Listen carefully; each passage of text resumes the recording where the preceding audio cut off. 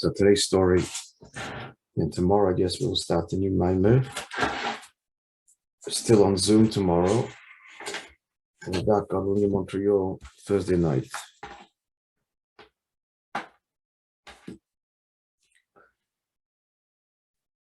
In one of the journeys of the Rebbe Rashab and the Chassidic Rebbe outside Russia, so they're traveling by train and they stayed. There was a stopover in Würzburg, Germany. It's all history of the Rabbi and the Rebbe Rashab, particularly in Würzburg, Germany. There's a sefer that the Shluchim wrote, which chronicles the history of the Rabbi with Germany, which is fascinating. At any rate, in this particular story, so during, I don't know how long the stopover was, but they had some time. So the Rebbe Rashab, the Chassidic Rebbe, went to visit a new factory that produced furniture. This was something very novel. And it was so novel that there was a visitor's, a tourist tour and an exhibition of this new cutting-edge technology. It was unique, and it made all kinds of beautiful furniture, wooden furniture, completely automated by a machine.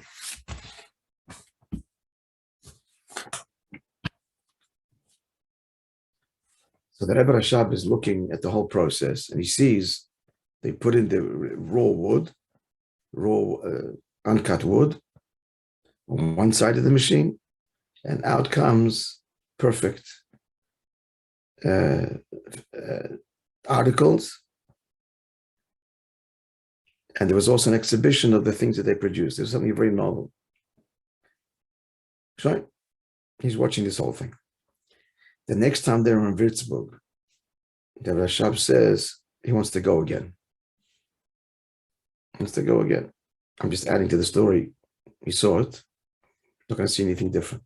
But he wants to go with the Chassidic Rebbe. So they come, and it's locked and bolted, and the window is covered with boards. What happened? So they find out that somebody forgot in the machine to put in a particular part, a burg, it means a screw literally, the way it's supposed to be. They turned the machine on, everything was ruined, and even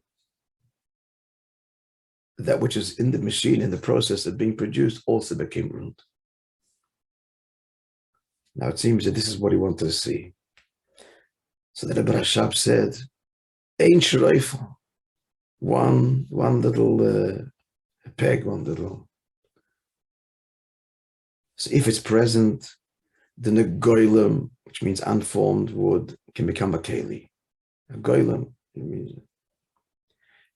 And then, but if not, then all the kelim become goilem, the so-called vessels. Without this, become reduced to formless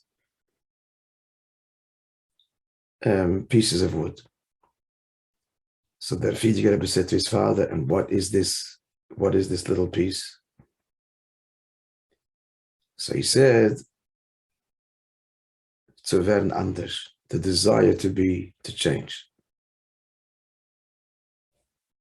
This little desire not to be satisfied, to improve, that's the little piece that's required in all of the Avodah. And if it's not, as you can see here, if that isn't there, then not only is no keli achieved, but the so-called keli that the person has achieved is just a goylem. In other words, if it's about smugness and satisfaction, rather than the constant drive to improve, then there's no keli but a goylem. Each one could think about the story and apply it, but that is the story.